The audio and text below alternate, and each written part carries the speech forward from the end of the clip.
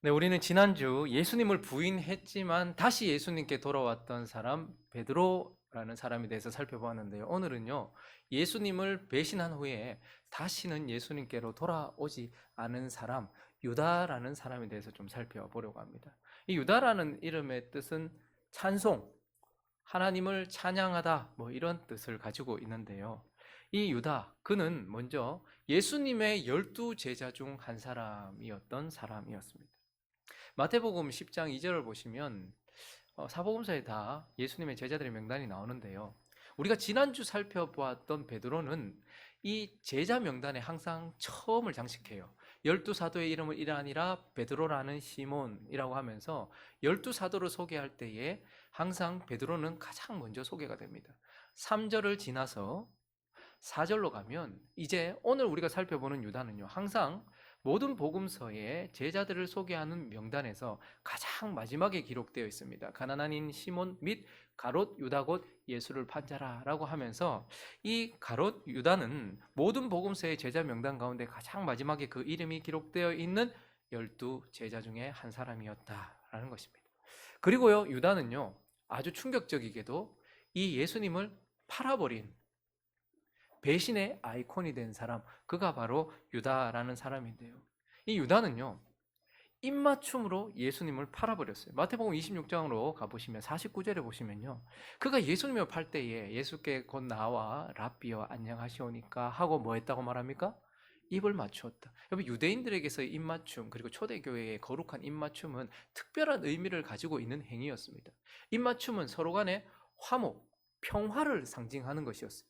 그리고 입맞춤은요, 서로에 대한 사랑, 신뢰, 이런 것들을 상징하는 것이었고, 특별히 윗사람에 대하여서 입맞춘다라는 것은 존경과 복종을 상징하는 그러한 행위였단 말입니다. 그런데요, 가룟 유다는요, 끝까지 가룟 유다를 사랑해 주셨던, 그의 발도 씻기시고 떡도 주셨던, 마지막 자기의 살과 피를 상징하는 떡과 피도, 그 떡과 포도주도 주실 때까지 그렇게 끝까지 사랑하셨던 그 예수를, 자기의 선생이라고 불렀던 그를 입맞춤의 행위로 팔아버렸다라는 것을 보게 돼요.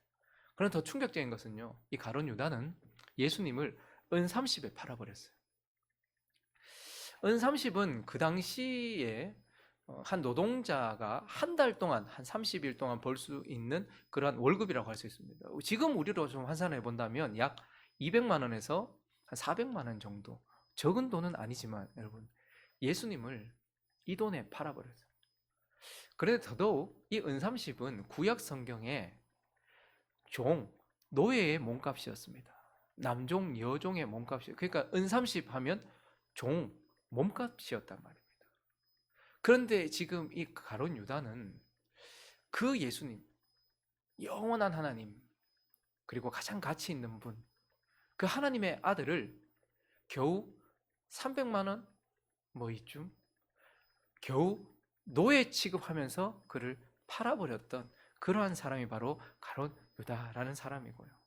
그리고 이 가룟 유다는 결국 말씀대로 최후를 맞이했던 사람이다라는 것을 보게 돼요. 하나님은 보통 어떤 사람의 최후를 가리기를 원하세요. 하나님이 밝히 드러내시는 뜻도 있지만 어떤 뜻은 드러내지 않기를 원하시는 뜻이 있어요. 그래서 우리는 우리의 마지막에 대해서 하나님 잘 얘기를 안 하시는데, 성경에는 그 최후에 대해서 이렇게 기록된 사람이 있는데, 우리가 지난주 살펴보았던 베드로는요, 최후가 기록되어 있었고 말씀된 대로 그렇게 갔던 사람인가 동시에 이 가룟 유다도 하나님께서 기록하신 대로 말씀대로 그 최후를 맞이했던 사람이에요. 사도행전 1장 가보시면 18절에 보시면요, 이 사람의 최후가 매우 비참했다는 것을 보게 돼요. 이 사람이 불의의 삭스로 밭을 사고 후에 몸이 곤두박질하여 배가 터져 창자가 다 흘러내렸다, 이렇게 얘기합니다. 이 가룟 유다는 결국 스스로 목을 메어 죽었는데 이렇게 가지가 부러졌나 봐요. 그래서 시체가 그 목을 메고 죽고 곤두박질 쳐서 배가 터져서 창자가 다 나오는, 흘러내리는 그러한 비참한 그러한 최후를 맞이했는데, 사실 사도행전 1장 16절을 보시면 이러한 죽음은 이미 하나님께서 말씀하신 대로였다라는 것을 보게 돼요. 형제들아, 성령이 다윗의 입을 통하여 예수 잡는 자들의 길잡이가 된 유다를 가리켜 미리 말씀하신 성경에 응하였다. 그러니까 가룟 유다의 죽음은 단순히 비참한 죽음이 아니고 하나님께서 말씀하셨던 대로, 특별히 예수 그리스도의 예표였던 다윗, 그를 통하여서 미리 말씀하신 대로 그렇게 죽음을 맞이했다라는 것을 보게 돼요. 시편 41편 9절을 가보시면요, 이미 이렇게 기록이 되어 있습니다. 내가 신뢰하여 내 떡을 나눠 먹던 나의 가까운 친구도 나를 대적하여 그의 발꿈치를 들었다. 그러니까 배신을 한다라는 것이었죠. 가장 가까운 떡을 나눠 먹던, 식탁 교제를 나누던, 그런데 배신을 했다라는 것을 보게 돼요. 그래서 사도행전 1장 20절을 보시면 시편에 기록되었다. 다윗의 입을 통하여서 예수 그리스도의 예표였던 또 기록되었는데, 그의 거처를 황폐하게 하시며 거기에 거하는 자가 없게 하소서. 그리고 또 일러스되 그의 직분을 타인이 취하게 하소서, 이렇게 되어 있어요. 그래서 앞부분 그의 거처를 황폐하게 하시며 거기 거하는 자가 없게 하소서, 이 부분은 시편 69편 25절에 나오는 말씀이었어요. 그리고요, 또 뒷부분 그의 직분을 타인이 취하게 하소서, 시편 109편 8절에 나오는 말씀이었어요. 그래서 가룟 유다는 하나님께서 말씀하신 대로, 베드로가 하나님이 말씀하신 대로 최후를 맞이했던 것처럼 가룟 유다도 이미 오래전에 하나님께서 말씀하신 대로, 기록된 대로 그 최후를 맞이한 비참한 죽음을 맞이했던 사람이다 라고 할 수 있습니다. 자, 이제 이런 개괄적인 배경을 가지고 있는 이 가룟 유다라는 사람을 좀 더 자세히 살펴보면서 그가 어떤 사람이라고 할 수 있는지, 그리고 또 그를 통해서 하나님은 우리에게 어떤 교훈을 주시는지 한 두 가지로 나눠서 살펴보려고 하는데요. 그 첫 번째는 먼저 가룟 유다라는 사람을 보면서 우리는 구원은 모든 이의 것이 아님을 보여준다라는 거예요. 우리 가룟 유다를 딱 보면서 구원은 모든 사람의 것이 아니구나. 그리고 교회 안에 있다 할지라도 구원은 교회 안에 있는 모든 사람의 것이 아니구나라는 것을 보여주는 인생이 바로 가룟 유다라는 사람입니다. 여러분, 유다는 우리가 잘 아는 것처럼 예수님께 외적으로 부름을 받았어요.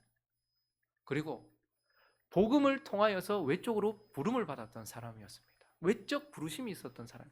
그리고요, 그는 예수님이 계시는 공동체, 예수 그리스도의 공동체, 하나님의 공동체 안에 있었던 사람이에요. 외인이 아니고 그 공동체, 예수님이 계셨던 하나님의 공동체 그 안에 있었던 사람이었습니다. 거기다가요, 그는요, 그 안에서 직분도 가지고 있었어요. 12사람이 제자로 부름을 받았지만 나중에는요, 사도로 보내심을 받은 사도라는 직분도 가지고 있었고, 특별히 유다는요, 또 다른 직분을 하나 가지고 있었는데, 그가 그 공동체에 뭘 맡고 있었던 사람이었습니까? 재정을 맡고 있었던 사람이에요. 여러분, 지금도 그렇고 그때도 그렇고 재정을 아무에게 맡기지 않습니다. 예수님도 그를 인정했고, 그리고 그 주변에 있었던 모든 사람들이 가룟 유다를 인정했기 때문에 그런 가장 소중한 직분을 맡겼던 거예요. 그러니까 그는 예수 그리스도 복음을 통해서 외적으로 부름도 받았고, 예수 그리스도 공동체 안에도 있었고 직분도 가지고 있었는데, 마태복음 10장 1절을 보시면 더더욱 그는 또 은사도 가지고 있었다는 것을 보게 돼요. 읽어주시겠습니까? 시작.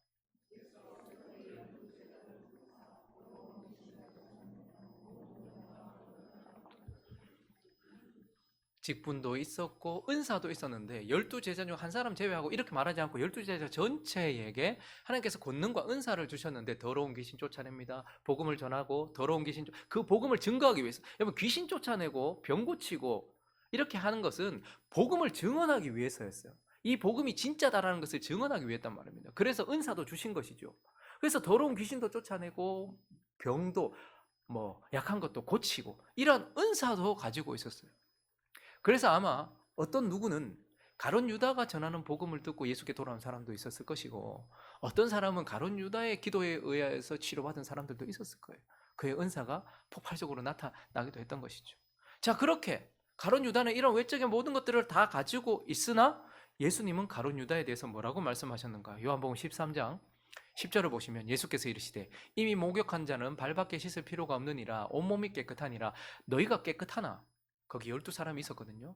다는 아니다, 이렇게 이야기하면서 예수님은 이 공동체 안에 있다고 모두가 다 깨끗한 사람은 아니다라고 말씀하시고, 다음 절에서 이렇게 말하고 있습니다. 자기를 팔 자가 누구인지 안다. 유다는 깨끗한 사람이 아니다, 이렇게 얘기해요. 외적인 모든 것을 다 가지고 있는데도 불구하고 유다는 깨끗한 사람이 아니었다, 이렇게 말하고, 심지어는 마태복음 26장으로 가보시면 24절에 인자는 자기에 대해 기록된 대로 가거니와 인자를 파는 그 사람에게는 화가 있는데 차라리 태어나지 아니하였으면 제게 좋을 뻔했다, 이렇게 얘기하면서 그는 깨끗한 자가 아니다, 그는 저주받은 자다, 그는 구원이 없는 자다, 이렇게 말씀을 하고 있는 겁니다. 자, 그러면 왜 유다에게는 구원이 없는 것입니까? 왜 유다에게는 구원이 없는 것일까요?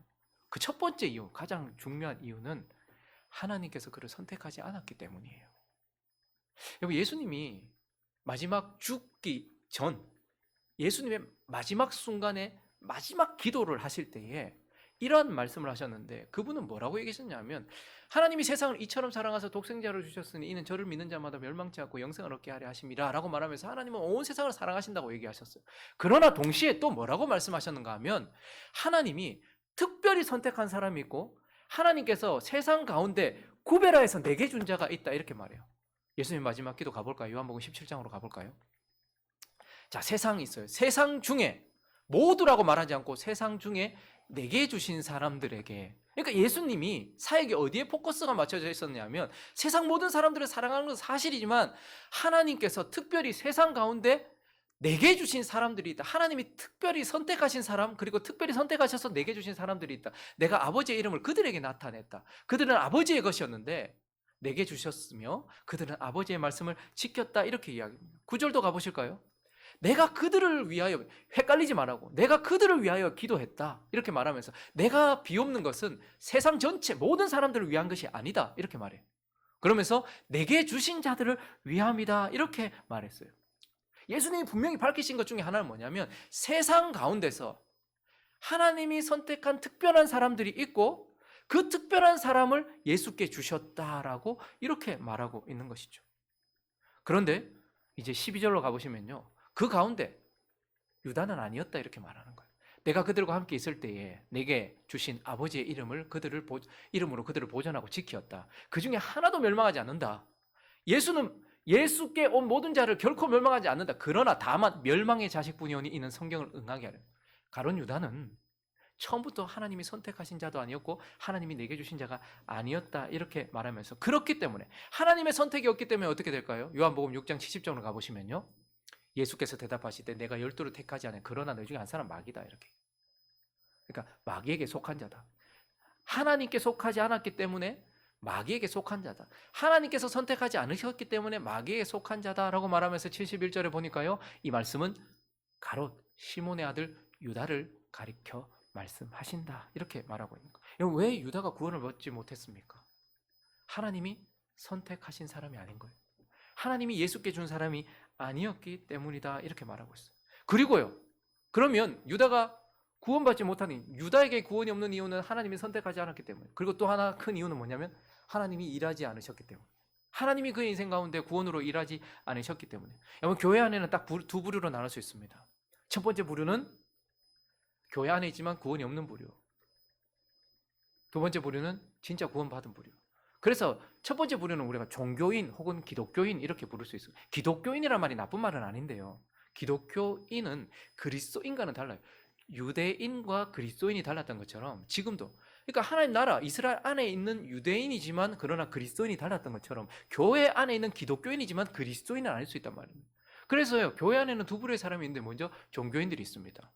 종교인들은 이런 과정을 거쳐요. 한번 볼까요? 종교인은 외적인 부르심이 있어요.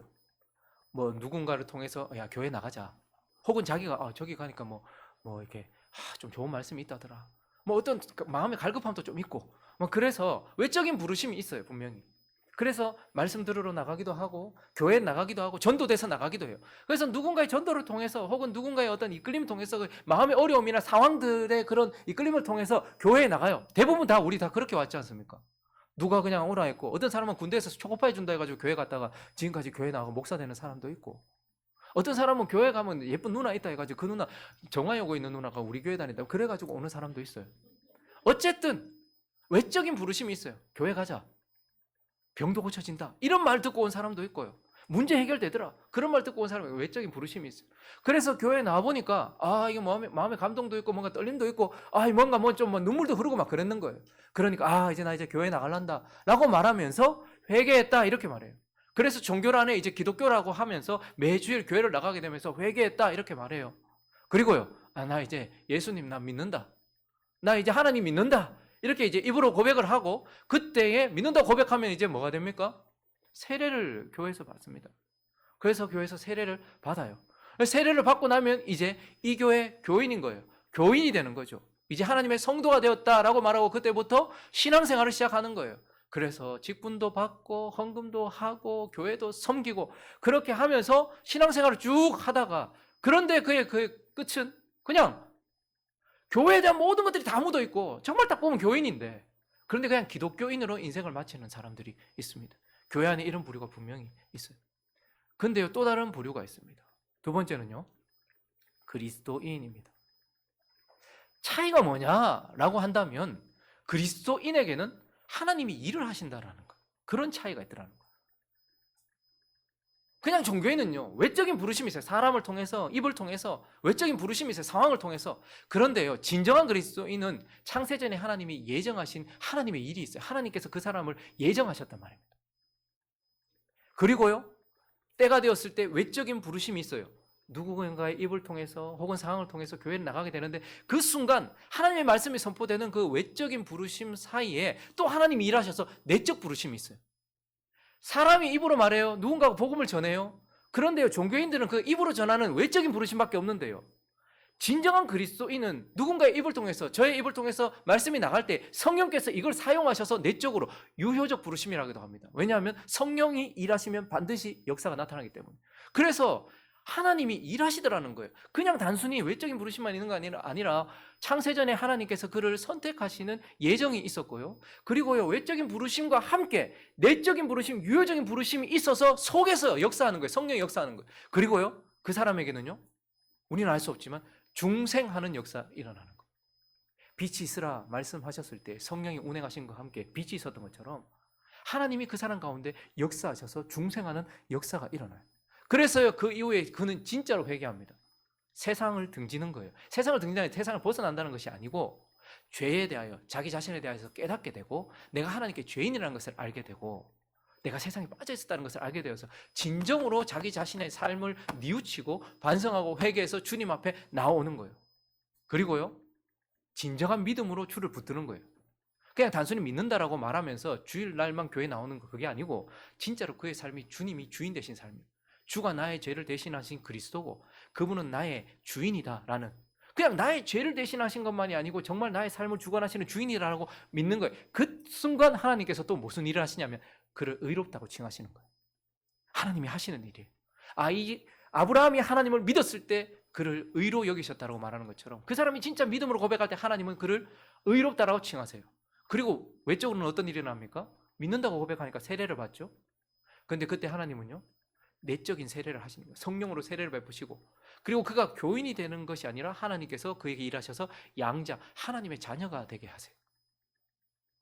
그리고 그는 교인이 되어서 신앙생활을 하는데요, 그냥 단순히 신앙생활을 가는 것이 아니라 성령께서 역사하기 시작하는 거예요. 그래서 그의 신앙생활에는 변화가 일어납니다. 거룩한 변화가 일어나는 거예요.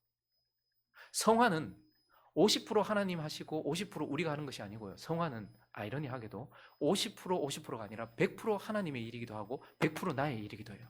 우리가 거룩하게 변화되기 위해서는 하나님이 100% 역사하셔야 돼요.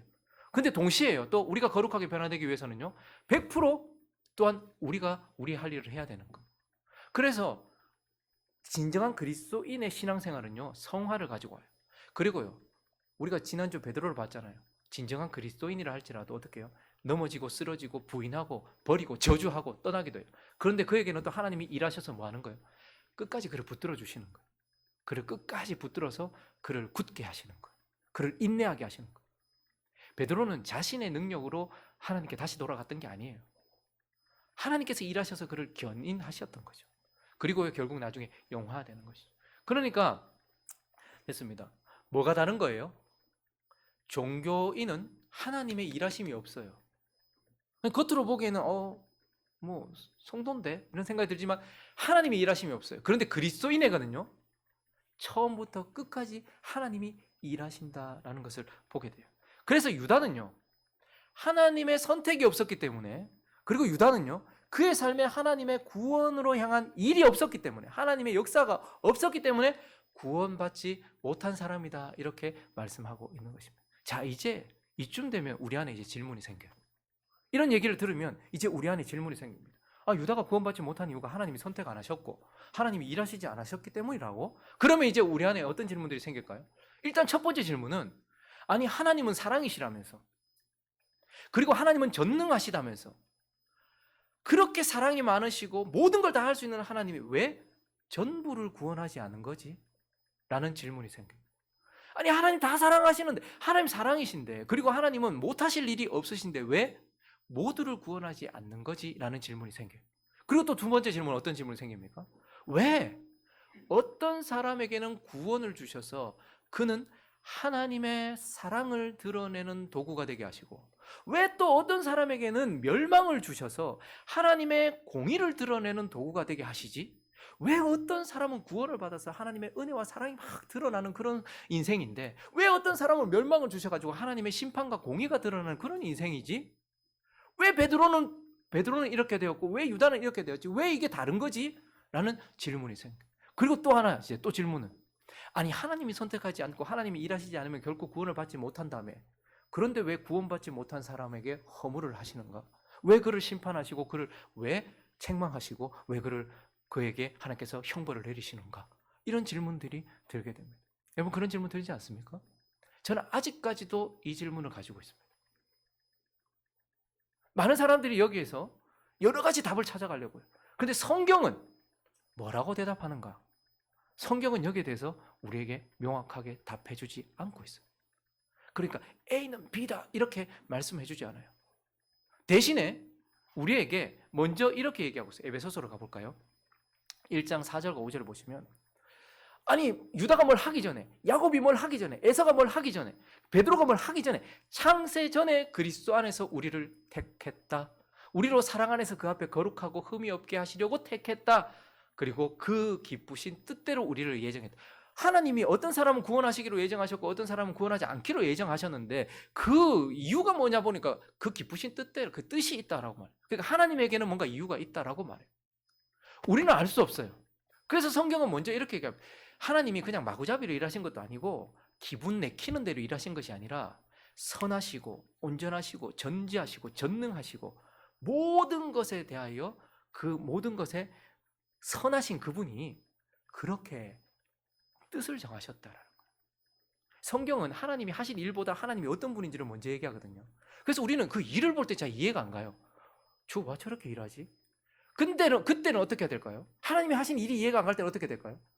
하나님이 어떤 분인지로 가야 돼요.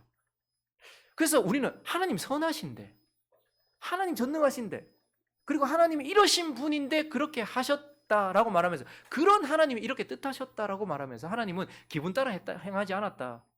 하나님은 마구잡이로 행하지 않았다. 분명히 하나님의 기쁘신 뜻이 있다. 이렇게만 이야기를 해주고 있어요.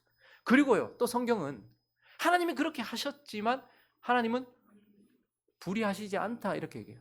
바울이 이러한 고민 그리고 이러한 질문 앞에 섰을 때에 스스로가 말해요. 누가 질문한 게 아니고 너희 분명히 이렇게 생각하겠지. 너희가 그렇게 생각하다면 지금까지 성경을 잘 따라온 거야. 여러분들이 만약에 왜 하나님은 모두를 구원할 수 있다고 말하시면서 사랑이시라고 말해서 왜 모두를 구원하지 않았지? 근데 왜 어떤 사람은 이렇게 구원 주시고 어떤 사람은 멸망을 주셨지? 그리고 멸망받은 자는 하나님이 선택하시지 않고 하나님이 일하시지 않으면 결국 멸망받을 수 없는데 왜 이 사람들에게 형벌을 주시지? 이런 질문이 생겼으면 성경 바로 따라온 거다 이렇게 얘기해요, 바울이. 그러면서 그렇지만 하나님 불의하지 않다, 하나님 뜻이 있다 이렇게 말하고, 또한 바울은 하나님은 불의하지 않다 이렇게 말해요. 로마서 9장으로 가볼까요? 13절부터 보시면요, 기록된 바, 내가 야곱은 사랑하고 에서는 미워하였다 하신과 같은 일. 자, 왜 아직 나지도 않았는데 왜 하나님은 야곱을 사랑하고 왜 에서를 미워했는지, 어쨌든 그렇게 하였다라고 말했는데, 그런즉 우리가 무슨 말 하겠냐? 하나님께 불의가, 그러니까 왜 둘 다 사랑하지 않았으니까 하나님 불의하는 거 아니냐 이렇게 말할 수 있는데, 그런데 하나님께 불의가 있느냐? 그럴 수 없다 이렇게 말하면서 모세에게 이르시되 내가 긍휼히 여길 자를 긍휼히 여기고 불쌍히 여길 자를 불쌍히 여기리라 하셨으니, 그런즉 원하는 자, 다른 박질하는 자, 그런 자로 말미암아 자기가 열심을 낸다고 되는 게 아니라 오직 긍휼히 여기시는 하나님으로 말미암는다. 성경이 바로에게 이르시되 내가 이 일을 위하여 너를 세웠으니 곧 너로 말미암아 내게 능력을 보이고 내 이름을 온 땅에 전파되게 하려 하셨으니, 그런즉 하나님이 하고자 하는 자를 긍휼히 여기시고 또 하고자 하는 자를 완악하게 하신다 이렇게 말해요. 하나님께서 난 바로를 세워서 그를 통해서 하나님의 심판과 하나님의 공의를 드러내기로 작정했고, 나는 모세와 이스라엘 백성들을 세워서 하나님의 은혜와 사랑을 드러내기로 작정했다. 근데 이게 불의하냐? 그렇지 않다 이렇게 말해요. 왜요? 하나님은 바로에게 악하게 하도록 일하지 않으셨기 때문에. 바로가 악한 행동을 하는데 하나님이 거기 뭘 하신 게 있습니까? 내버려 두신 것 뿐이거든요. 에서가 그렇게 악한 삶을 사는데, 가룟 유다가 악한 삶을 사는데 하나님이 거기에 가룟 유다가 그렇게 살도록 뭘 더하셨냔 말입니다. 아무것도 하지 않았단 말입니다. 하나님은 아무것도 하지 않았다 이렇게 말해요. 대신에 우리에게는요, 모세에게는, 베드로에게는 일을 하셨어요. 그런데 자, 여기는 일했고 여기는 일해놨다고 하지 않았다고 누군가가 나에게 은혜를 빚진 자가 있느냐? 내가 뭐 그에게 은혜를 빚졌냐? 하나님 아무것도 하지 않았다라는 것 이외에 하나님이 가룟 유다가 그렇게 나쁜 짓 하도록 하나님께서 손을 쓰셨냐? 뭘 했냐? 바로가 그렇게 끝까지 하나님께 버티도록 그렇게 스스로 그렇게 됐다는 거예요. 그래서 악을 행한 가룟 유다나 바로는 그의 선택과 행위에 스스로 책임을 가지고 있는 거예요. 하나님 그렇게 이야기를 하시는 거예요. 그래서 우리가 다 이해할 수 없지만 하나님은 불의하지 않다 이렇게 바울이 이야기를 하면서 하나님은 가룟 유다가 그렇게 되도록 아무것도 하지 않았고 스스로가 선택했어요. 그래서 하나님의 주권과 인간의 책임 사이에서 이 두 가지가 어떻게 공존하는지 모르겠어요. 하나님이 전적으로 모든 것을 다 주권적으로 하시는데 인간의 책임이 있고, 인간의 책임이 분명히 있고 우리의 선택과 우리의 행위가 있는데 하나님의 주권은 손상받지 않는다. 아니, 삼위로 계신데 한 분이다, 한 분이신데 삼위다, 이것도 우리가 다 이해할 수 없는 신비인 것처럼 우리는 우리의 선택과 자유의지를 가지고 행하고 있고 주님은 손상받지 않는 주권을 가지고 있다는 그 가운데서 우리는 이걸 합치시킬 수 없지만 하나님은 불의하지 않다 이렇게 말씀하고 있는 거예요. 그리고 계속해서 19절부터 보시면요, 그러면 이제 이렇게 묻겠죠. 혹 네가 내게 말하기를 그러면 하나님께서 어찌 허물하시느냐? 아니, 하나님이 선택도 안 했고 하나님도 일도 안 하셔가지고 저 사람이 구원받지 못하는데 왜 그 구원받지 못하는 하나님이 일을 안 하셔가지고 구원받지 못하는데 왜 그러냐? 누가 그 뜻을 대적하겠느냐? 하나님이 그렇게 정하셨다는데 누가 그 뜻을 대적하겠느냐? 이렇게 네가 묻는다면 이 사람아, 네가 누구에게 감히 하나님께 반문하느냐? 지음을 받은 물건이 지은 자에게 어찌 나를 이같이 만들었느냐 말하겠느냐? 토기장이가 진흙 한 덩이로 하나는 귀 쓸 그릇을 하나는 천이 쓸 그릇을 만들 권한이 없느냐? 만일 하나님이 그의 진노를 보이시고 그의 능력을 알게 하고자 하사 멸하기로 준비된 진노의 그릇을 오래 참으심으로 간용하시고 또한 영광받기로 예배하신 자 하신 바 긍휼의 그릇에 대하여 그 영광의 풍성함을 알게 하고자 하셨을지라도 무슨 말이야? 이 말은 무슨 말이야? 입담으로 이게 아니라 여기에 대해서 우리가 더 이상 지금은 알 수 없다는 거예요. 믿음으로 받아야 된다는 거예요. 여기에 대해서는 하나님께서 멈춰선 자리에서 우리는 멈춰서야 된다라는 거예요. 하나님은 분명히 하나님의 깊으신 뜻이 있어서 그렇게 하셨고, 그리고 하나님에게는 전혀 불의가 없다라고 말씀하고, 그리고 여기서 지음받은 우리가 지은 자에게 더 이상 뭐 할 수 없다는 것은 아무 말도 하지 마 이 말이 아니라 여기서 우리는 더 이상 이 작은 지식으로는 우리의 것으로는 다 이해할 수 없지만 믿음으로 받아야 된다라고 이렇게 말씀을 하고 있는 것입니다. 어쨌든 유다는 그래서 우리에게 뭘 보여주는 거예요? 구원이라는 것이 애쓰고 수고하는 자에게, 그리고 하나님의 공동체, 예수가 함께하는 공동체 안에 있다고 모두의 것이 아니다. 그렇다고 다 모두 맞는 것이 아니다. 유다는 바로 구원은 모든 이의 것이 아니다라는 것을 보여주는 그런 엄미한 인물이다라는 것을 보게 되는 것입니다. 그리고 또 하나, 이 유다는 우리에게 그러면 구원 없는 자들은 어떤 특징을 가지고 있는지, 구원 없는 자의 특징을 우리에게 보여주는 사람이다라는 것을 우리는 보게 됩니다. 여러분, 구원이 뭐죠? 많은 사람들이 비상적으로 구원은 예수 믿고 이제 지옥에서 벗어나 죽어서 천국 가는 걸 구원이라고 생각해요. 예수 믿고 천국 가는 거, 그 구원이지 이렇게 생각을 합니다. 그러나 우리를 구원하기 위해 오셨던 예수님은 구원을 그렇게 말씀하시지 않아요. 요한복음 10장 10절을 보실까요? 읽어주십시오. 시작.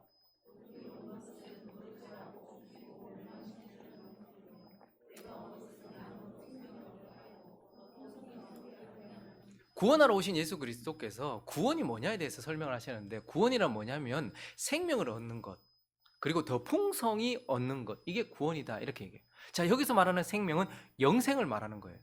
영원한 생명. 자, 그런데 그 영원한 생명이 뭔가? 여러분, 구원은 단순히 내가 지금 예수 믿고 지옥에서 벗어나 죽어서 천국 가는 걸 구원이라고 말하는 게 아니고요. 구원은 지금 영생을 받은 것, 지금 영생을 가진 것을 구원이라고 한대요. 그러면 영생이 뭐죠? 요한복음 17장 3절입니다. 시작. 영생은 곧 유일하신 참 하나님과 그가 보내신 자 예수 그리스도를 아는 것이다. 야, 안다라는 것은 관계를 한다는 거예요. 그러니까 구원이 뭡니까? 영생이 뭡니까? 라고 말하면 영원히 사는 거, 천국 가서 영원히 사는 거, 이게 아니고 영생이란 지금 하나님과 관계를 맺는 것. 네가 지금 영생을 가졌냐? 라고 물으면 내가 지금 하나님과 관계를 맺고 있으면 영생을 가진 거예요. 그러니까 하나님과 관계를 맺고 있는 것, 그리고 지금 하나님의 통치를 받고 있는 것, 하나님의 말씀과 하나님의 성령의 통치를 받는 것. 그래서 영생이란 뭐냐면 지금 하나님 나라에 들어와 있는 거예요. 하나님 나라는 지금 하나님의 말씀과 성령의 통치를 받는 영역을 하나님의 나라라고 하거든요. 근데 지금 내가 하나님 나라에 안 들어와 있는데 죽으면 하나님 나라 간다, 말이 안 되는 소리예요. 예수님은 영생이라는 것을 현재형으로 얘기하시고 영원으로 또 얘기하세요. 영생이 뭐냐라고 말하면 영생은 지금 하나님과 관계를 맺고 있는 것이다. 영생은 뭐냐? 하나님의 말씀의 통치를 받고 있는 것이다. 성령의 통치를 받고 있는 거야. 영생이 뭐냐? 지금 하나님 나라에 들어와 있는 게 영생이다. 그리고요, 그래서 영생을 주시고 더 풍성히 누리게 하시고, 그래서 하나님 나라에 들어와 있는 자들은요, 더 풍성히 얻어서 어떻게 됩니까? 점점 변화되어지기도 하고, 예수를 점점 닮아가기도 하고요, 점점 복된 삶으로 변화되어져가는 더 풍성히 누리는 일들이 있더라라는 거예요. 이게 구원이다라고 말하고 있어요. 여러분 구원 받으셨습니까? 이렇게 물어보면 나 세례 받았는데 이렇게 입고를 시키거나 나 예수 믿는다고 했는데요 이렇게 입고를 시키는 것이 아니라 구원 받았습니까? 라고 한다면 지금 내가 하나님과 관계를 맺고 그분의 말씀의 통치를 받고 성령의 통치를 받아서 하나님 나라에 내가 들어와 있다. 예, 구원 받았습니다 라고 말해야 한다라는 거예요. 자, 그런데 교회 안에는요 진짜 이렇게 구원받은 사람도 있고요, 구원받지 못한 사람도 있다라는 거예요. 그래서 가룟 유다는요, 교회 안에서 구원받지 못한 사람이 어떤 특징을 가지고 있는지를 우리에게 보여준단 말이에요. 세 가지 얘기해 볼까요? 첫 번째는 마음속에 주님이 없어요. 교회 안에 있지만 구원받지 못한 사람은 그 마음속에 주님이 없다라는 특징을 가지고 있어요. 여러분, 우리가 지난주 살펴봤던 베드로는요, 예수님을 부인하긴 했지만 그러나 베드로에게 있어서 예수는 누구였습니까? 베드로에게 있어서는 그가 예수를 부인하긴 했지만 여전히 베드로에게 있어서 예수는 주님이셨어요. 그리고 그리스도셨어요. 내 죄를 사하신 분, 그리고 나의 삶을 주관하시는 나의 주인이라는 게 있었어요. 그리고요, 우리가 지난주 살펴봤던 것처럼 베드로의 마지막을 장식하고 있는 요한복음 21장으로 가면 어떤 일들이 나옵니까? 베드로의 마음에 뭐가 있어요? 베드로의 마음에는 부패성도 있었어요. 그래서 모닥불 앞에서 사단이 그것을 끄집어내서 예수 부인하게 했어요. 그런데 베드로의 마음에는 결국 뭐가 있어요? 예수가 있는 거예요. 내가 주를 사랑합니다라고. 그래서 베드로는 부인하긴 했지만 그러나 여전히 그의 삶의 그리스도고 주인이었고 예수는 그의 마음속에 있었단 말이에요. 그런데 유다는요, 그렇게 오랫동안 예수와 함께했고 예수를 따라다녔지만 그러나 이 유다는요, 예수를 어떻게 부릅니까? 마태복음 가볼까요? 26장 49절. 그가 마지막으로 예수를 부를 때 어떻게 불렀는가? 읽어주십시오. 시작.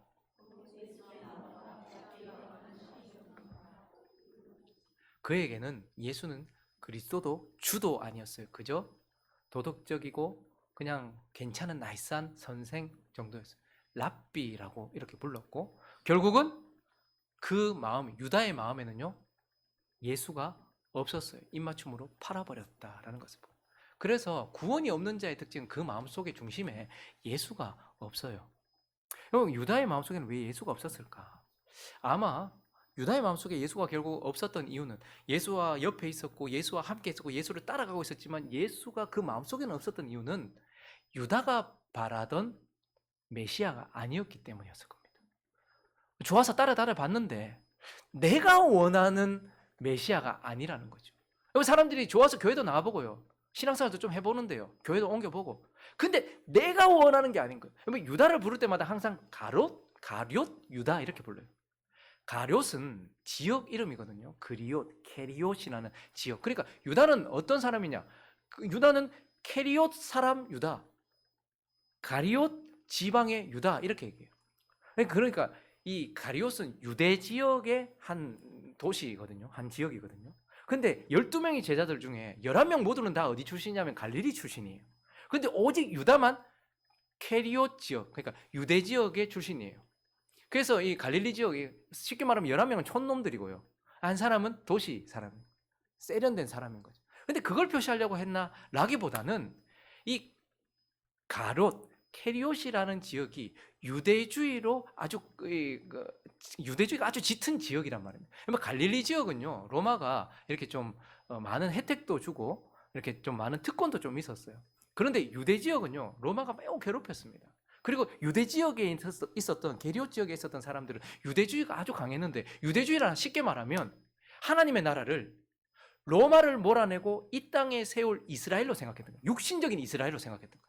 그래서 다윗같이 강력한, 솔로몬같이 화려한 왕이 와서 로마를 몰아내고 여기에 이스라엘이라는 이 땅, 눈에 보이는 이 나라가, 이 예루살렘과 이 이스라엘이 하나님의 나라다, 마치 대한민국이 하나님의 나라로 주장하는 것처럼 그들은 이 이스라엘이 로마를 몰아내고 이제 이 땅에 세워질 나라, 이게 하나님의 나라다, 이렇게 주장했고, 그들에게 있어서 그들이 기다리는 메시아는 그렇기 때문에 어떤 메시아예요? 정치적이고 군사적인 메시아여야 되는 거예요. 로마를 몰아내야 되니까. 그러니까 유다는 가론 유다라고 얘기해요. 아마 유대주의가 아주 짙었던 사람이기 때문에 그를 그렇게 불렀을 거예요. 그러니까 유다는 어떤 메시아를 기다리고 있었을까? 교회에 나오면서, 예수를 따라다니면서, 예수와 함께 하면서, 사역을 하면서 어떤 생각을 했을까? 예수가 정치적이고 군사적으로 로마를 몰아내고, 내가 싫어하는 이 로마를 몰아내고 내가 생각하는 세상을 만들고 내가 생각하는 걸 해주기를 원했던 거죠. 그런데요, 예수가 그렇게 하지 않고 끝까지 떡을 찢으시면서 나는 이렇게 찢겨질 거야, 이러면서 떡을 주니까 유다 마음에는, 많은 사람들이 교회에 와보면 예수도 믿겠다고 하고 했는데 내가 생각하던 신이 아니야, 내가 생각하던 교회가 아닌 거야. 그러니까 그 마음속에 예수가 없었어요. 그래서 교회 안에 구원받지 못한 사람의 첫 번째 특징은 그 마음에 예수가 없어요. 남아있지 않아요. 그리고 두 번째 특징은 그 삶에 싸움이 없어요. 여러분, 구원받은 사람이든 구원받지 않은 사람이든 그 속에는 부패성이 남아있죠. 구원받아도 부패성이 남아있단 말이에요. 그래서 특별히 탐심이 남아있어요. 뭐에 대한 탐욕이 계속해서 우리 안에서 역사한단 말입니다. 유다라고 베드로라고 그런 게 없었겠습니까? 예수님이 십자가 지고 올라가는데 그때 제자들이 싸웠던 이유가 뭐예요? 누가 크냐였던 거예요.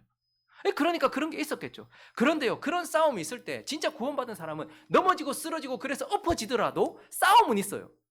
무혈입성하게 놔두진 않아요. 탐욕이 있을 때 그것과 싸운단 말이에요. 그런데 유다는 어땠는가? 요한복음 가볼까요? 12장 6절을 보시면 이렇게 말하면 가난한 자들을 생각하며 그는 도둑이라 돈깨를 맞고 거기 넣은 것을 훔쳐가면, 여기 재정부장이었는데 그가 보니까 한두 번이 아니고 계속 그렇게 해왔다라고 얘기해요. 돈 욕심이 좀 생기겠죠. 그렇다고 예수님이 막 이렇게 막 보는 것도 아니니까, 막 그 지적하고 이런 것도 아니니까, 뭐 가난한 사람한테 줬다 이렇게 말하면 뭐 예수님 더 이상 뭐 그게 놔두니까. 그런데 그런 마음이 생길 때에, 저 자리가 지금 어떤 자리입니까? 예수님의 장례를 기념하는 자리였어요. 한 여자가 가장 귀한 거 깨뜨리고 그거 가지고서 예수님을 섬겼는데, 그때에 자기가 마치 되게 거룩한 것처럼, 그리고 마치 가난한 사람들을 생각하는 것처럼 이거 지금 이거 허비하지 말고 팔아가지고 돈 우리한테 헌금을 했으면 이거 가지고 가난한 사람들 얼마나 했겠노, 이렇게 말하고 있는데 마음속에서 탐심이 일어난 거죠. 욕심이 생기는 겁니다. 여러분, 살다 보면 우리 안에 계속해서 욕심이 생기죠.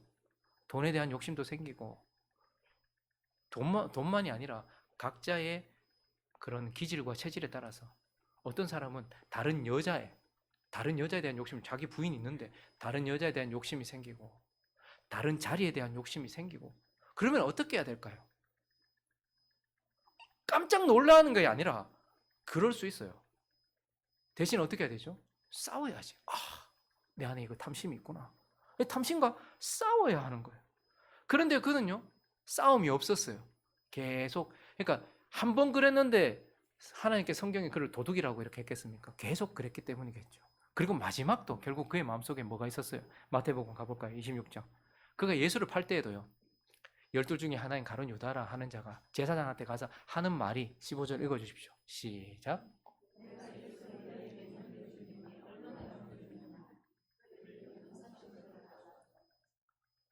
여전히 탐심과 싸우지 않고, 마지막 순간까지도 탐심과 싸우지 않고 있다라는 것을 보게 돼요. 그래서 구원이 없는 사람의 특징은 그 마음속에 예수가 없고 그 삶 속에는 싸움이 없어요. 탐심과의 싸움이 없어요. 그리고요, 탐심과의 싸움만 없는 것이 아니고 사단과의 싸움도 없어요. 요한복음 13장 2절을 보시면 마귀가 벌써 시몬의 아들 가롯 유다의 마음에 예수 팔 생각을 넣었다, 이렇게. 여러분, 저 자리가 지금 어떤 자리예요? 예수님 마지막 밤이에요. 그래서 예수님이요, 갑자기 종처럼 수건을 허리에 두르고 종들이 하는 행위처럼 제자들의 발을 씻겨주는 그런 상황이었어요. 주님이 끝까지 그를 사랑하는 상황이었어요. 그런데 은혜가 넘치는 곳에 죄도 많고 죄가 더한 곳에 은혜가 넘치는 것처럼 예수님이 그렇게 그에게 발을 씻겨주고 있는 그 순간에 마귀는 어떻게 해요? 악한 생각을 집어넣어줬단 말이에요. 자, 그러면 어떻게 해야 될까요? 여러분, 지금도 예배 드리시면서 눈 감고 있는 사람 눈 뜨시고 딴 생각하고 있는 사람 딴 생각하지 마시고, 여기 있으면서 전부 제가 이렇게 보면 저를 바라보는데 저의 말을 들으면서 바라보는지 아니면 바라보는 척만 하고 지금 속으로 딴 생각하고 있는지 대충은 알아요. 그리고 이미 눈 감고 있는 사람은 기도하는 게 아니에요. 주님과 함께하고 있는 것이 아닌 경우가 많아요. 자, 그런데 여기에 주일날 예배드리러 왔잖아요. 7일 중 하루 빼어서, 그것도 그 하루에 24시간 중에 1시간도 주님 앞에 집중하지 못하는 이유들 중에 하나는 우리가 너무 피곤하기도 하고 그렇기 때문이지만 사단이 우리 가운데 자꾸 딴 생각을 집어넣어주기도 해요. 그래서 보면요, 예배 자리에 있다고 우리가 보호막 쳐져 있는 게 아니란 말입니다. 여기 지금 앉아 계셔도 사단이 악한 생각을 집어넣어주고, 어떤 목사님이 그런 얘기 하더라고요. 자기가 설교를 하는데 앞에 예쁜 자매가 항상 그 자매가 거기 앉아 있는데 치마를 입고 앉아 있으면 자기 마음에 음욕이 올라온다는 거예요. 설교를 하면서도 그런 생각이 든다는 거예요. 깜짝 놀랄 일이죠. 그러나 그렇더라는 거예요. 사단이 그렇게 여기서 예수님이 지금 마지막 밤에 발을 씻겨주고 있는데 사단이 예수 팔 생각을 집어넣어줬단 말이에요. 그런데 어떻게 해요, 유다가? 나중에 그 이후에 27절을 볼까요? 2절에서 사단이 그렇게 했는데 읽어주십시오. 시작.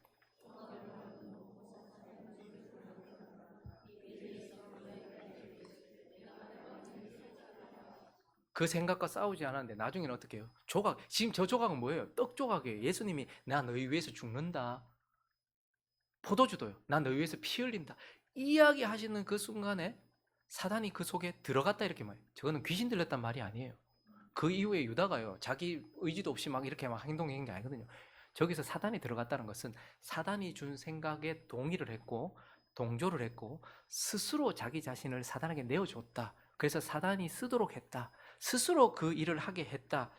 이렇게 말하고 있는 거예요. 자발적으로 자기 자신을 내어줄 때 사단이 들어갔다 이렇게 표현하는 거예요. 동조를 한 거죠. 그러니까 예수님이 떡 조각을 주는데 팔 아프자. 끝까지 예수가 보니까 로마를 몰아낼 생각이 없네. 죽겠다네. 가서 팔 아프자. 싸우지 않고 그랬단 말입니다. 그러면 교회 안에 있지만 구원이 없는 사람은 싸우지 않습니다. 탐욕에 넘어질 수도 있고요, 사단에게 질 수도 있습니다. 그런데 무혈입성하게 두면 안 되잖아요. 피 터지게 싸우다가 어쩔 수 없이 무릎을 꿇었으면 모르겠는데 그것도 아니야. 그냥 뭐 탐욕 일어나면 그냥 사단이 생각 주면 그냥 그렇게 막 내키는 대로 행동하는 거죠. 그래서 그 속에 싸움이 없는 거예요. 그리고요, 구원 없는 사람의 마지막 특징은 뭐냐면 끝까지 회개가 없어요. 끝까지 회개가 없어요. 회개가 뭐죠? 회개는 자신이 잘못한 것에 대해서 깨닫고요, 그리고 그걸 인정하는 거예요. 내가 진짜 잘못했다라는 걸 인정하는 거예요. 그래서요, 하나님께 나아가서 용서를 구하고 자기가 잘못한 사람에게 용서를 구하는 거예요. 여러분, 그래서 회개는 쉬운 게 아닙니다. 저는 이 회개가 무서워서 죄 짓는 걸 좀 이렇게 자제하는 경향이 있어요. 제가 만약에 예를 들어서 어떤 권사님에게 거짓말을 했어요. 그러면 성령이 저를 가만두지 않을 거 아닙니까? 그러면 하나님께만 가가지고 하나님 내가 잘못했는데 내가 권사님한테 거짓말 시켰어요. 급해가지고 거짓말 시켰습니다. 그러면 하나님 어떻게 하실까요? 그래, 내가 용서한다. 그리고 어떻게 하실까요? 가서 용서를 구해라 이렇게 말씀하세요. 이게 가서 구하는 게 쉽겠습니까? 그래서 웬만하면 죄 짓는 것보다 죄 안 짓는 게 삶이 훨씬 더 편해요. 죄 짓고 나서 우리 계속 회개해야 되니까, 회개는 자기가 잘못한 걸 깨닫고요, 인정하는 거예요. 그래서 하나님께 나아가서 용서를 구하는 것이고 내가 잘못한 사람에게 용서를 구하는 거예요. 그리고요, 용서를 구하고 난 이후에 주시는 대가를 뭐든지 치르겠다라는 태도로 나가는 거예요. 내가 그렇게, 하나님께서 우리가 죄를 지었다고 용서를 해주셨다고 그 이후에 아무것도 안 하는 게 아닙니다. 용서는 받지만 거기에 대한 처벌도 있을 수 있어요. 제가 예아를 용서하지만 그 벌에 대해서 상응하는 책임도 지게 한단 말입니다. 1시간 핸드폰 하지 마. 이번 주는 용돈 없어. 그런데 회개는요, 그런 대가를 충분히 내가 감당하겠다라는 태도로 나가는 거예요. 그리고 회개는 뭐죠? 다시는 그 일로 돌아가지 않도록 다짐하고 돌아가지 않는 걸 회개라고 하는 거예요. 여러분, 지금 예수님께서 가룟 유다에게 얼마나 많은 기회를 주셨는지 몰라요. 마지막 밤에 돌이키기 전에 막 대놓고 말씀은 안 하셨지만 누가 예수는 팝니까? 라고 했을 때 유다는 알 수 있도록, 그러나 비밀은 보장되도록 그렇게 수없이 돌이킬 수 있는 순간들을 주었습니다. 그럼에도 불구하고 유다는 자기 길을 갔어요. 그리고 나서 그러면 기회가 끝난 것입니까? 팔고 나면 끝나는 거예요. 부인하고 나면 끝나는 또다시 기회가 있잖아요. 그런데요, 유다는 끝까지 회개하지 않았어요. 진짜 우리 죄를 사하실 수 있는 대제사장이신 예수 그리스도께 나아가 죄를 사하달라고 용서해달라고 구하면 될 텐데 그는 어떻게 됐습니까? 27장으로 가보실까요? 마태복음 27장 3절에 보니까 그때에 예수를 판 유다가 그의 정죄됨을 보고 스스로 우리 안에는 예수를 믿든 안 믿든 양심도 있고요. 예수 믿는 사람이면, 예수님을 좀 아는 사람이면 성령이 외적으로도 역사하시고 해요. 그래서 스스로 양심의 가책이라는 걸 느껴요. 이게 굉장히 괴롭습니다. 그래서 스스로 뉘우쳤대요. 은삼식 가지고 누구한테 갔대요? 진짜 대제사장이신 예수 그리스도께 안 가고 자기의 죄도 사할 수 없는 그 대제사장한테 가가지고 내가 잘못했다 이렇게 얘기한 거예요. 그러니 어떻게 말하겠습니까? 4절에 보니까 내가 무지한 피 흘렸다, 죄범했다, 그걸 거기 가서 얘기했더니 내하고 무슨 상관 있노? 네가 당해라. 그리고 나서 그랬으면 예수께 와도 될 텐데 5절에 보니까 유다가 은을 성소에 던져놓고 물러가서 스스로 목매어 죽었다 이렇게. 그러면 저게 그냥 단순히 마음이, 양심이 살아있는 사람의 행동이 아니고 끝까지 책임지지 않고 끝까지 하나님께 오지 않은, 회개하지 않은 모습. 저는 이런 사람들을 좀 봤습니다. 끝까지 자기 잘못을 인정하지도, 그리고 잘못했다고 선포하지도, 그리고 돌아서지도 않고 그렇게 하는 걸 봤어요. 그래서요, 유다라는 사람을 보니까 교회라는 공동체 안에 있어도 모두 구원받는 게 아니라는 것을 보게 되고, 그러면 그 공동체 안에서 구원받지 못한 사람은 어떤 특징을 가지고 있는가도 보여주는, 그래서 우리에게 지난주는 베드로를 통해서 은혜의 메시지를 전해줬다면 주님은 오늘 가룟 유다를 통해서 우리에게 또한 엄미한 메시지도 전해주고 계신다라는 것입니다. 말씀을 정리하겠습니다. 여러분, 12제자가 이렇게 기록되어 있는데요, 그 12제자들 중에 첫 번째 이름이 기록된 베드로의 이야기가 성경에 가장 많이 기록되어 있어요. 왜 그럴까요? 베드로 이야기 많이 보라는 거죠. 베드로 이야기가 가장 길게 기록되어 있기 때문에 베드로에 대한 이야기를 하나님께서 많이 보게 하셔요. 그런데요, 12제자들 중에 그리고 그 다음 분량으로 많이 기록된 사람이 누굴까요? 마지막에 기록된 가룟 유다입니다. 왜 그랬을까요? 가룟 유다도 주목해서 보게 하시려고 하시는 거죠. 가룟 유다를 자세히 봐라 이렇게 얘기합니다. 그래서 주님은 가룟 유다를 통해서 우리에게 메시지를 주고 계시는 거예요. 먼저 가룟 유다를 통해서 우리에게 어떤 메시지를 주실까요? 분별하라라고 하세요. 목회자도 그리고 중직자들도, 여러분 제자들도 나중에 사도들이 교회 공동체들이 세워졌을 때에 그도 분별 못했거든요. 가룟 유다가 그럴 거라고 생각도 못했던 거죠. 그런데 그 이후에 예수님 승천하고 나서 자기들 안에 계속 공동체, 교회들이 생겨나는데 이제 사도들이 자기가 속한 공동체에 가룟 유다가 있을 수 있다는 걸 분별해야 됐던 거죠. 그래서 주님은 가룟 유다를 자세히 보게 하세요. 그래서요, 먼저 그런 사람이 있다는 것을 알고 분별하게 하세요. 그리고요, 또 가룟 유다를 통해서 하나님은 점검하게 하십니다. 나 자신을, 나에게 가룟 유다와 같은 성향은 없는가? 나에게 가룟 유다와 같은 특징이 나타나지 않는가? 나는 내 마음속에 주님이 계신가? 나는 내 삶 속에 싸움이 있는가? 나는 끝까지 돌이키지 않고 버티나? 이런 것들을 통해서 나 자신을 점검하게 하는 거예요. 분별하는 이유는요, 그 사람을 정죄하기 위함이 아니에요. 죽기 전에 회개할 수도 있는 거잖아요. 그렇기 때문에 분별하라는 것은 그 사람을 정죄하라는 것이 아니라 알고 있으라는 거예요. 분별하라는 거죠. 그리고 자기 자신을 점검해야 돼요. 그리고 마지막으로 가룟 유다를 우리에게 주신 이유는 하나님 우리에게 감사하라고 하시는 거예요. 가룟 유다가 그렇게 된 이유는 가룟 유다의 죄 때문이에요. 그의 선택과 그의 행위 때문이에요. 근데 베드로가 그렇게 된 이유는요, 하나님의 은혜 때문이에요. 저와 여러분이 오늘 가룟 유다가 되지 아니하고 여기 앉아 있는 이유는요, 주님 때문인 줄로 믿습니다. 창세전에 우리를 선택하시고 그분이 우리에게 중생의 은혜를 주시고 그분이 우리가 넘어져도 견인하시면서 그렇게 우리를 끝까지 놓지 않은 하나님의 은혜 때문인 거예요. 그래서 가룟 유다를 보면서 내가 가룟 유다와 별반 다를 것이 없음에도 불구하고 내가 지금 여기 앉아 있을 수 있는 이유는 전적으로 하나님의 은혜구나 라는 것을 깨닫게 하시려고 주님께서 그렇게 말씀하시는 것입니다. 이 가룟 유다를 보면서 자기 자신을 점검해보고 내 주변을 분별하면서 그러나 나를 끝까지 붙들어 주시는 그 하나님께 감사하는 저와 여러분 되시기를 예수 그리스도 이름으로 축원합니다.